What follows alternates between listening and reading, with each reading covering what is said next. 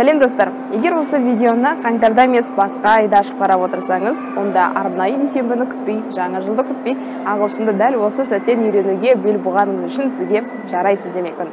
Ал қаңтарда көріп отқандарыңыз үшін жаңа жылдарыңызбен, жаңа жылға көптеген жаңа жоспар және мақсат қойған боларсыз. Сол мақсаттың бірі ағылшын тілін үйрену болса, онда келесі айтылатын кеңестерге құлақ түріңіз. Осы видеоны түсіру үшін маған арнайы рұқсат қағазын алуға тура келді. Әйтпесе мұнда камерамен видео түсіруге болмайды екен, рұқсатсыз. Қай жаста болмасаңыз да, ағылшын тілін кеш бастап жатырмын, ағылшын тілін енді ғана бастап жатыр деген ойлар мазаламасын. Керісінше, сіз қазір бастадыңыз. Өзіңізге сол үшін мақтан тұтыңыз. Өзіңізді басқа адаммен салыстырмаңыз. Өзіңізді кешегі өзіңізбен салыстырыңыз. Кеше, мысалы, мен мына аудионы түсінбеген, бүгін түсініп тұрмын. Кеше мен мынандай сөздерді білмейтінмін, ал бүгін білемін. Осындай өзіңіздің жетістіктеріңізді, кішкентай болса да жетістіктеріңізді байқай бастасаңыз, сенімділігіңіз артады және оқуға қызығушылығыңыз одан сайын артады. Қазақ білгенің 1-9, білмегенің 99 деп жай айтпаған. Білмейтін затымыз көп. 1-2 ай үйренгеннің өзінде де артқа бұрылып қараған болсаңыз, онда өзіңіздің қандай үлкен прогресс жасағаныңызды білетін боласыз. Мақсатты нақты бекіту. Жай ағылшын тілін үйрену, ағылшын тілде емін-еркін сөйлеу деген ғана мақсат емес, ары қарай нақтылау керек. Нақты ағылшынды не үшін үйренгелі жатырсыз? IELTS тестін тапсыру үшін бе? ұбт-ны тапсыру үшін бе? Арнайы тест үшін бе? Жұмыста сұратылып жатыр ма? Әлде шетелде сөйлесе алу үшін бе? Әлде белгілі бір фильм, әндерді түсіну үшін бе? Әлде өзіңіздің қызығушылығыңыз үшін бе? Сондай мақсаттарды нақтылап бекітіп алуыңыз керек. Және сол мақсатты көрінетін жерге жазып қойыңыз керек. Осы жақта немесе өткен жақта жазған дұрысырақ. Мысалы, мен IELTS-ты 7 балға тапсырдым. Мен ағылшын тіліндегі оригинал фильмдерді қиындықсыз түсінемін. Сонда қайда жылжып жатқаныңызды білетін боласыз. Әйтпесе қандай мақсат болмасын, бастапқыда қызығушылық қатты болады, мотивация өте жоғары болады, бірақ уақыт өте келе ол мақсат ұмытылғандықтан жолдан адасып қалу болады. Сол кезде адам тез беріліп қалады және ұмытып қалады. Сондықтан ондай болмас үшін мақсатыңызды нақты бекітіңіз және үйрену барысында еске түсіретін болыңыз. Күнделікті қарбаласпен ағылшын тілін бүгін түстен оқым деп, күн түстен бір жұмыс шаруашылық болады, сосын жарайды кешке оқимын, бірақ кешке шаршап қаласыз, сөйтіп кейде орындалмай қалады және ертең де солай. Сосын өзіңізді кінәлайсыз, неге мен салғырт қараймын, арнайы уақыт бөле алмай жүрмін, уақыт жоқ деген сияқты. Бірақ уақыт табуға болады. Егер уақытым жоқ деп жатқанның өзінде, таңертеңгі уақытты таңдаңыз. Таңертең егер 6:30-да тұрып жүрген болсаңыз, күнде 1 сағатқа деп айтпаймын, жарты сағат емес, 20 минутқа ерте тұрыңыз. 6:30-да тұратын болсаңыз, онда осы жолы 6-дан 10 кеткенде тұрып, дәптеріңізді алып, ағылшын оқыңыз. 20 минут.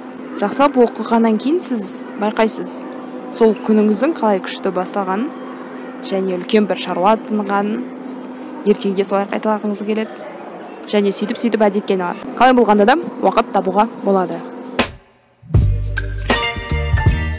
Келесі, қандай материалдармен үйренемін? Соны таңдап бекітуіңіз керек. Ол сіздің бастапқы мақсатыңызға байланысты. Егер де фильмді түсінгіңіз келетін болса, ән тыңдағыңыз келетін болса, онда аудиомен көбірек жұмыс жасау керек. Егер де IELTS тапсырғыңыз келетін болса, онда әрине жан-жақты дамыту керек. Онда грамматиканы үйрену керек, сөздерді де, тыңдауды да, оқуды да, сөйлеуді барлығын комплексті түрде үйрену қажет. Бірден бірнеше материалдарды алып та қажет емес, өйткені сол материалдардың арасына көміліп қалып қиын болады. Егер ағылшын тілін нөлден бастап жатқан болсаңыз, онда тек бір дағдыға ғана көңіл бөлмеңіз. Онда барлығын комплекс үйрену керек. Көпшілік арасында мынандай қате түсінік бар. Тілді бастап үйренсем, онда бірінші грамматикадан бастауым керекпін деп. Жоқ, тыңдауды да, listeningді дамыта беру керек. Оқуды, дұрыс сөйлеуді, дұрыс дыбыстауды барлығында бірден қамтып отыру керек. Менің курсымда, A1, B1 курсында жаңадан бастаушыларға, бастапқы деңгейлерге арналған, онда барлық дағды түгелмен бірге қамтылған. Сонда тек бір ғана дағдыны ғана дамытпайсыз, қатарынан параллельді түрде барлық дағды бірдей дамиды. Фонды осылай ауыстырайыншы, мен бастапқыда әртүрлі фонда түсіремін деп ойлап едім, бірақ рұқсат қағазға тек бір орында түсіремін деп жаздым. Сонымен келесі кеңес реалистік көзқараспен қарау. Көптеген қазіргі жарнамаларда көрсетіп айтып жатады. Бұл студент 2 ай бұрын 0 болатын, ал қазір міне осылай сайрап тұр деп. Сосын мынандай түсінік қалыптасады. Демек, 2 айдың ішінде тура осылай сайрап тұрады екен. 1 ай өтеді, 2 ай өтеді. Ондай нәтиже жоқ. сіз көп нәрсе үйрендіңіз, бірақ дәл жаңағы адам сияқты сайрап тұрған жоқсыз. Ол да бір жарнаманың бір әсерінен деп ойлаймын, себебі сіз нақты білмейсіз ол жарнамадағы адам қаншалықты тіл үйренген, ол нөлден бастамаған шығар шынымен де, немесе ол жарнама үшін оқып айтып тұрған шығар. Жалпы айтайын дегенім ондағы сондай тез нәтижеге жетемін деп, сондай тым оптималды көзқараспен қарап, бірақ ойыңыздағындай болмай қалса, сенімділік те азайып қалады, және ойлайсыз, менің тілге деген қабілетім жоқ па деген сияқты ойлар туындап қалады. Сондықтан барлығы өз қарқынымен, қысқа уақыттың ішінде үлкен нәтижеге жетем деген оптималды көзқарас ол да жақсы әрине, бірақ реалистік көзқараспен қарауға тырысыңыз. Келесі кеңес: жаңа білімге ашық болыңыз.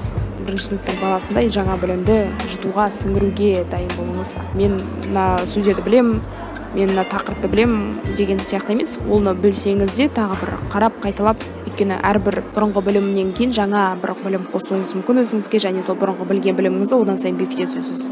Сондықтан жаңа білімге ашық болыңыз. Мен бұрын сұрамаушы едім бұлай, бірақ қазір айтқым келіп тұр. Осы видеоны достарыңызбен, ағылшын тілін үйренгелі жатқан оқушыларыңыз, мүмкін студенттеріңіз болса, туған туысқандарыңызбен бөлісіңіздер. Олар да ағылшын тілін үйрену жолында өзіне қажет осы видеодан кеңестерді алып қалар. Қате пікірлер болдырмас үшін осы видео деген көмек болады деп ойлаймын, және сіздерге де пайдалы болды деп ойлаймын. Егер солай болса, видеоға лайк басыңыздар, және егер каналға тіркелмеген болсаңыздар, каналға тіркеліңіздер. Сонымен қатар жаңа видеоларды жіберіп алмас үшін қоңырауша белгісін басып қойыңыздар. Сонымен достар, келесі кездескенше, бай!